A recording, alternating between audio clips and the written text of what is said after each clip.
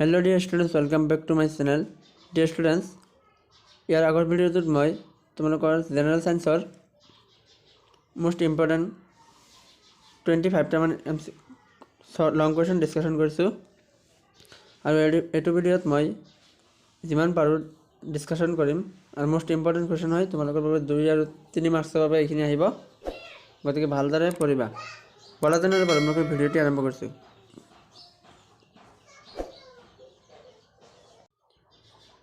Question number 1 মানুহৰ সন্তানৰ লিংগ কিদৰে নিৰ্ধাৰণ কৰা হয় ইয়াৰ উত্তৰ হ'ব 3 মাৰ্কছৰ কুৱেশ্যন এটো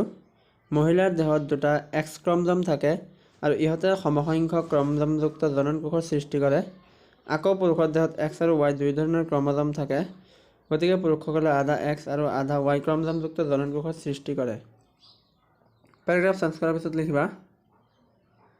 যেতিয়া X ক্ৰমোজমযুক্ত শুক্ৰাণু ডিম্বাণুৰ লগত মিলিত হয় তেতিয়া সন্তানটো ছোৱালী হয় অৰ্থাৎ XX হয় আকৌ যেতিয়া Y ক্ৰমোজমযুক্ত শুক্ৰাণু ডিম্বাণুৰ লগত মিলিত হয় তেতিয়া সন্তানটো ল'ৰা অৰ্থাৎ XY হ'ব এনেদৰে মানুহৰ সন্তানৰ লিংগ নিৰ্ধাৰণ কৰা হয় কোৱেশ্চন নম্বৰ 2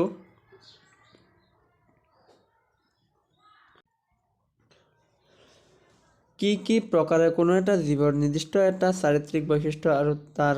জনসংখ্যাত ক্ৰমাগতভাৱে বাঢ়ি যায় ইয়াৰ উত্তৰ হ'ব পইণ্ট নম্বৰ 1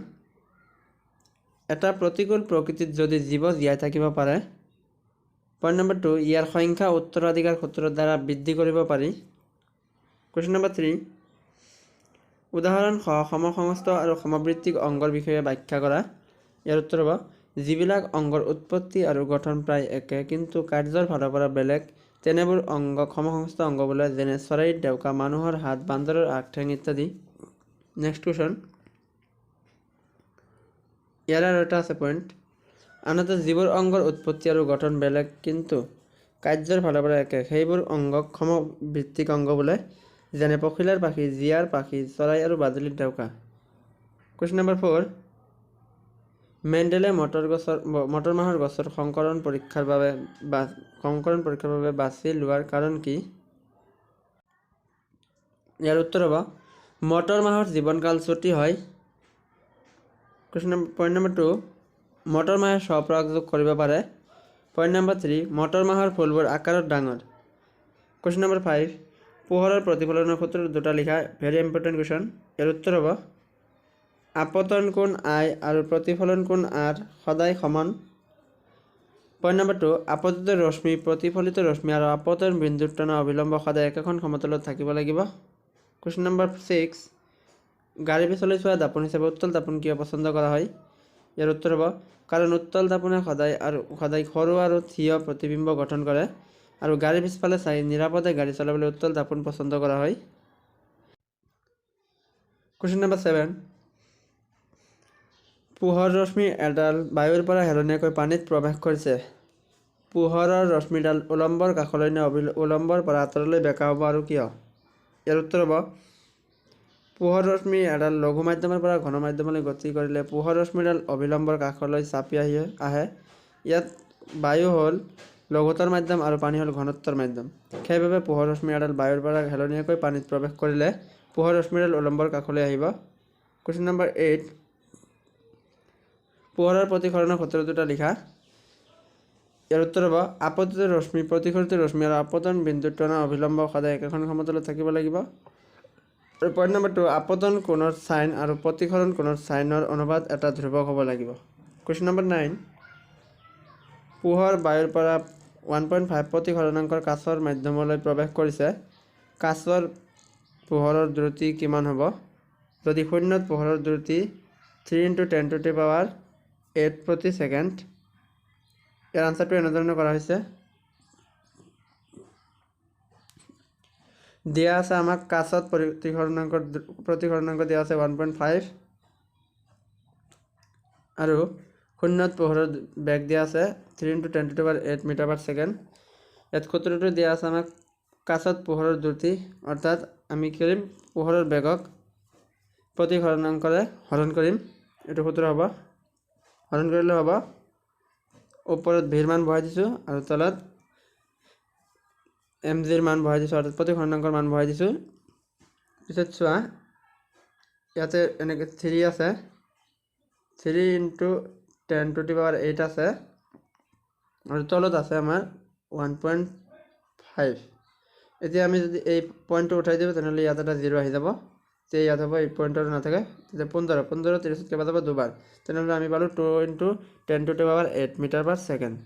নিশ্চয় বুজি পাইছা। নেক্সট কুৱেশ্যন, অৱতল লেন্সে গঠন কৰা প্ৰতিবিম্ব ৰশ্মি চিত্ৰ অংকন কৰা। এইটো আহিব পাৰে, এনেধৰণৰ চিত্ৰটো তোমালোকে আঁকি ল'বা। কুৱেশ্যন নম্বৰ 11, উত্তল দাপনে গঠন কৰা প্ৰতিবিম্ব ৰশ্মি চিত্ৰ অংকন কৰা। দুটাৰ যিকোনো এটা থাকিব, এইটো এনেধৰণৰ চিত্ৰটো হয়, কিতাপত আছে চাই ল'বা। কুৱেশ্যন নম্বৰ 12, কৈছে এটা অংক দিয়া আছে 15 সেন্টিমিটাৰ ফকাছ দৈৰ্ঘ্যৰ উত্তল দাপন এখনৰ পৰা 10 সেন্টিমিটাৰ দূৰত্বত বস্তু এটা ৰখা হ'ল, প্ৰতিবিম্বৰ অৱস্থান আৰু প্ৰকৃতি নিৰ্ণয় কৰা। ইয়াৰ উত্তৰটো এনেধৰণৰ কৰা হ'ব, আমাক দিয়া আছে ফকাছ দৈৰ্ঘ্য, অৰ্থাৎ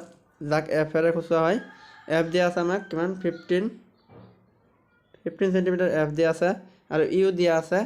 10 সেন্টিমিটাৰ। ইয়াত দিয়া আছে ইউটো 10 সেন্টিমিটাৰ। কৈছে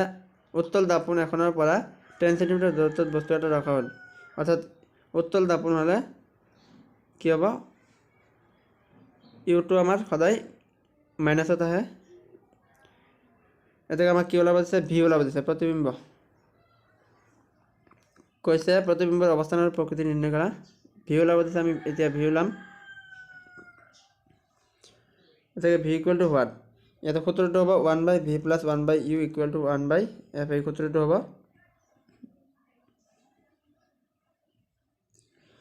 তাৰপিছত ইয়াৰ উত্তৰ আমি কৈছোঁ 1/v থাকিব, আৰু ইফালে 1/f আছে, 1/u যদি আমি সাইড চেঞ্জ কৰি দিওঁ কি হ'ব, -1/u। যদি 1/v থাকিব, ইফালে 1/f ঠাইত আমি মান বহাই দিছোঁ আৰু ইউ ঠাইত মান বহাই দিছোঁ। 15 আৰু 10 লসাগু ল'লে হ'ব কিমান, 15 আৰু 10 যদি লসাগু উলিয়াই লওঁ কিমান হ'ব, লসাগু উলিয়াই লওঁ আমি তাতে 15 আৰু 10, 5 হৰণ দিওঁ 3 বাৰ, 5 হৰণ দিলে ইয়াত যাব 2 বাৰ, 2 3 6, 6 5 30, গতিকে 30 হ'ব ইয়াতে। 15 30ত কেইবাৰ যাব, দুবাৰ, 2 1 2 প্লাছ 10 30ত 3 বাৰ, 3 1 3, ওপৰত থাকিব কিমান 5, তলত থাকিব 30, এতিয়া 5 5ত এবাৰ, 30ত 6 বাৰ, গতিকে আমি পালোঁ 1/6। গতিকে ভিৰ মান পাইছোঁ 1/6 এইখিনি। এতিয়া আমি কি কৰিম, কোনাকুনি অৰ্থাৎ ক্ৰছ মাল্টিপ্লিকেশ্যন কৰিম। ভি × 1 কৰিলে ভি হ'ব, আৰু 1 × 6 কৰিলে 6 সেন্টিমিটাৰ হ'ব। গতিকে নিশ্চয় বুজি পাইছা। আৰু এতিয়া আমি চাম প্ৰতিবিম্বৰ অৱস্থান, যিহেতু প্লাছত ওলাইছে, এতেকে প্ৰতিবিম্বৰ অৱস্থান সৎ, আৰু প্ৰতিবিম্ব সৎ হ'ব আৰু দাপনৰ পিছফালে 6 সেন্টিমিটাৰ দূৰত্বত অৱস্থিত হ'ব। কুৱেশ্যন নম্বৰ 13, 5 সেন্টিমিটাৰ ফকাছ দৈৰ্ঘ্যৰ বস্তু এটা 10 সেন্টিমিটাৰ ফকাছ দৈৰ্ঘ্যৰ অভিসাৰী লেন্স এখনৰ পৰা 25 সেন্টিমিটাৰ দূৰত্বত ৰখা হ'ল, লেন্সখনে গঠন কৰা প্ৰতিবিম্বৰ আকাৰ, অৱস্থান আৰু প্ৰকৃতি নিৰ্ণয় কৰা। ইয়াৰ উত্তৰটো হ'ব, আমাক দিয়া আছে ফকাছ দৈৰ্ঘ্য 15, f = 10 সেন্টিমিটাৰ, আৰু লক্ষ্যবস্তুৰ উচ্চতা দিয়া আছে h = 5 সেন্টিমিটাৰ, লক্ষ্যবস্তুৰ দূৰত্ব u = দিয়া আছে আমাক -25 সেন্টিমিটাৰ, আৰু লক্ষ্যবস্তুৰ প্ৰতিবিম্বৰ অৱস্থান দিয়া আছে v = হোৱাট, আমাক এইবাৰ ভি ওলাব দিছে। গতিকে চোৱা কেনেকৈ কৰিছোঁ, 1/u - 1/v = 1/f, এইটো লেন্সৰ সূত্ৰ যিহেতু সেইকাৰণে 1/v আগত আহিছে, মাইনাছ আহিছে। তাৰপিছত কি কৰিছোঁ, আমি 1/v ৰাখি দিছোঁ, আৰু 1/f জাগাতে আছে 1/u কি কৰিছোঁ, সাইড চেঞ্জ কৰি আনিছোঁ। আমি মান বহাই দিছোঁ, দুটাৰ মান বহাই দিয়াৰ পিছত চোৱা 1/25 ইফালে প্লাছত আছে, আমি সাইড চেঞ্জ কৰিলে কি হ'ব, মাইনাছত হ'ব। 25 আৰু 10 লসাগু কৰিলে আমি কিমান পাম, 50, 10 50 ধৰণ দিয়া কেইবাৰ যাব, 5 বাৰ, 5 1 5 -25, 50 যাব কেইবাৰ, দুবাৰ, 2 1 2, 5ৰ পৰা 2 যদি আমি মাইনাছ কৰি দিওঁ কিমান পাম, 3, অৰ্থাৎ 1/v = 3/50 এইখিনি পাম। তাৰপিছত ভিৰ লগত 3 ইনটু কৰা আৰু 50 লগত 1 ইনটু কৰা কিমান হ'ব 3v = 50 পিছত ভিটো ৰাখি দিয়া 3টো ইফালে পূৰণ হৈ আছে যদি সাইড চেঞ্জ কৰি দিয়া কি হ'ব 50 লগত যাই হৰণ হ'ব এতিয়া 3 ৰে যদি 50 হৰণ দিয়া কিমান হ'ব ভিৰ মান 16.167 আমি এটো হৰণ কৰি চাও 50 3 ৰে হৰণ দিছো কেইবাৰ যাব 16 বাৰ যাব 3 16 কিমান 48 বিয়োগ কৰিলে পাম 2 2ত নালে ইয়াতে দশমিক দিলে ইয়াতে আহিব 0 3 যাব ইয়াত কেইবাৰ 6 বাৰ 6 3 গুণে কিমান 18 থাকিব 2 আকৌ 16.66 এনেকৈ যাই থাকিব গতিকে 16.67 দিব পাৰো এতেকে প্ৰতিবিম্বটো লেন্স এখনৰ পৰা ইমান দূৰত্বত গঠন হ'ব প্ৰতিবিম্বৰ প্ৰকৃতি কি হ'ব যেহেতু প্লাছত ওলাইছে এতেকে খত আৰু উল্টা হ'ব আকৌ তোমালোকৰ এটা বিভাজন ওলাব দিছে বিভাজনৰ সূত্ৰটো এইটো হয় m = h'/h = v/u হ'ব এটো তোমালোকে চাই লোৱা এনে ধৰণৰ অংকটো হ'ব এতিয়া নেক্সট কোৱেশ্চন চোৱা কোৱেশ্চন নম্বৰ 14 সাধাৰণ চকুৱে 25 সেন্টিমিটাৰতকৈ ওচৰত ৰখা বস্তু দেখা নাপায় কিয় উত্তৰ কাৰণ 25 সেন্টিমিটাৰতকৈ কম দূৰত্বৰ কোনো বস্তুৰ পৰা অহা পোহৰ ৰশ্মি ৰেটিনাত ভালদৰে নপৰে গতিকে তাৰ প্ৰতিবিম্ব বেকা হয় নেক্সট কোৱেশ্চন মহাকাশচাৰী এজনে আকাশৰ ৰং নীলা দেখাৰ পৰিৱৰ্তে কলা দেখে কিয় ইয়াৰ উত্তৰ হ'ব কাৰণ যি উচ্চতাত মহাকাশযান স্থাপন কৰা হয় তাত বায়ুমণ্ডল নাই আৰু সূৰ্যৰ পোহৰৰ কোনো বিক্ষেপণ নহয় আনকি পোহৰৰ নীলা ৰশ্মি বিক্ষেপণ নহয় সেয়েহে মহাকাশচাৰী এজনে আকাশৰ ৰং নীলা দেখাৰ পৰিৱৰ্তে কলা দেখে কোৱেশ্চন নম্বৰ 16 চকুৰ প্ৰতিফলনমূলক বিকাৰ প্ৰদানকৈ কেইবিধ আৰু কি কি ইয়াৰ উত্তৰ হ'ব চকুৰ প্ৰতিফলনমূলক বিকাৰ প্ৰদানকৈ তিনিবিধ ইয়াৰ সেইবোৰ হ'ল মায়োপিয়া বা নিকট দৃষ্টিগ্ৰস্ততা নেক্সট হাইপাৰমেট্ৰোপিয়া বা দূৰ দৃষ্টিগ্ৰস্ততা আৰু 3 প্ৰেছবায়োপিয়া বা জৰাদৃষ্টি নেক্সট কোৱেশ্চন পৰিৱেশী ৰোধ কি কাৰকৰ ওপৰত নিৰ্ভৰ কৰে এটো ভেৰি ইম্পৰ্টেন্ট কোৱেশ্চন হয় ইয়াৰ উত্তৰ হ'ব পৰিৱেশী দৈৰ্ঘ্য প্ৰস্থচ্ছেদৰ কালি আৰু পদাৰ্থৰ প্ৰকৃতি কোৱেশ্চন নম্বৰ 18 ঘৰুৱা বৰ্তনীবিলাকত শ্ৰেণীবদ্ধ সজ্জা কিয় ব্যৱহাৰ কৰা হয় ইয়াৰ উত্তৰ হ'ব ঘৰুৱা বৰ্তনীবিলাকত শ্ৰেণীবদ্ধ সজ্জা ব্যৱহাৰ কৰা হয় কাৰণ শ্ৰেণীবদ্ধ সজ্জাত বৰ্তনীটোৰ মাজেৰে যোৱা প্ৰবাহৰ মান গোটেই বৰ্তনীটোত একে থাকে নেক্সট কোৱেশ্চন বৈদ্যুতিক সৰবৰাহৰ বাবে সাধাৰণতে তাম আৰু এলুমিনিয়ামৰ তাৰ কিয় ব্যৱহাৰ কৰা হয় ইয়াৰ উত্তৰ হ'ব তাম আৰু এলুমিনিয়াম বিদ্যুতৰ আটাইতকৈ সুপৰিবাহী সেই কাৰণে বিদ্যুৎ সৰবৰাহৰ বাবে তাম আৰু এলুমিনিয়ামৰ তাৰ ব্যৱহাৰ কৰা হয় কোৱেশ্চন নম্বৰ 20 এটা 9 ভোল্ট বেটাৰীৰ লগত 2 ওম 3 ওম 4 ওম 5 ওম আৰু 12 ওম ৰোধক কেইটা শ্ৰেণীবদ্ধভাৱে সংযোগ কৰা হৈছে গতিকে 12 ওম ৰোধকটোৰ মাজেৰে কিমান প্ৰবাহ চালিত হৈছে কৈছে আমাক 9 ভোল্টৰ এটা বেটাৰী দিয়া আছে আৰু ইমান কেইটা ওম দিয়া আছে ৰোধক দিয়া আছে এই কেইটাৰ মাজেৰে কিমান প্ৰবাহ চালিত হ'ব অৰ্থাৎ প্ৰবাহৰ মান ওলাব লাগে এতে দিয়া আছে বিভৱভেদ v = 9 ভোল্ট আৰু যি কেইটা আমাক ওম দিয়া আছে 1 2 3 4 5 আৰু এনেকৈ 12 লৈ এই গোটেই কেইটাক আমি কি কৰিছো প্লাস কৰিছো গোটেই কেইটাক আমি প্লাস কৰিছো ৰোধ r = গোটেই কেইটা প্লাস কৰিলে আমি পাম 13.4 ওম 4 ৰোধক ওম পাম উই নো দ্যাট আমি জানো যে ইয়াৰ সূত্ৰটো হয় প্ৰবাহলীৰ সূত্ৰটো I = v/r এই সূত্ৰ এতিয়া আমি কি কৰিম v ৰ মান বহাই দিছো 9 আৰু r ৰ মান আছিল 13.4 এতিয়া 90 ওপৰত হ'ব 90 আগৰ অংকটোৰ নিচিনা এনেকৈ 9 আছিল তলত আছিল 13.4 এতিয়া যদি আমি দশমিকটো উঠাই দিও তেনে তলত থাকিব 134 ওপৰত হ'ব 90 তলত এটা দশমিক আছে গতিকে ওপৰত এটা 0 হ'ব এতিয়া 90 ক যদি আমি 2 ৰে কাটি দিও কিমান 45 পাম আৰু তলত যদি 134 ক 2 ৰে কাটি দিও 67 পাম গতিকে 45/67 ইনটু লাইন তাৰ পিছত যদি আমি 67 ৰে 45 হৰণ দিও কিমান পাম 0.67 এম্পিয়াৰ যেহেতু প্ৰবাহৰ একক এম্পিয়াৰ নেক্সট কোৱেশ্চন 9600 কুলম আধান 1 ঘন্টাত 50 ভোল্ট বিভৱভেদৰ মাজেৰে সঞ্চালিত হলে উৎপাদিত তাপৰ পৰিমাণ উলিওৱা ইয়াৰ উত্তৰ হ'ব q = দিয়া আছে আমাক আধানৰ মান দিয়া আছে কিমান 9600 কুলম v = 50 ভোল্ট আৰু t = 1 আৱাৰ অৰ্থাৎ আমি যদি ঘন্টাক যদি সেকেন্ডলৈ কনভাৰ্ট কৰো কিমান হ'ব 3600 সেকেন্ড এতিয়া কৈছে উৎপাদিত তাপৰ পৰিমাণ H = V × I × T, গতিকে V থাকিব, I মানে প্ৰবাহৰ I মানে প্ৰবাহৰ সূত্ৰটো আছিল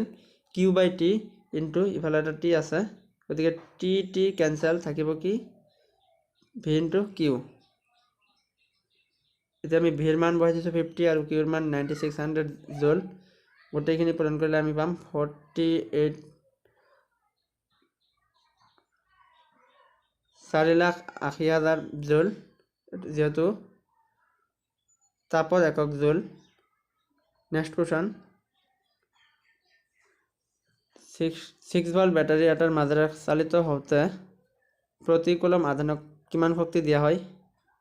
ইয়াৰ উত্তৰটো আধানৰ পৰিমাণ দিয়া আছে আমাক 1 কুলম,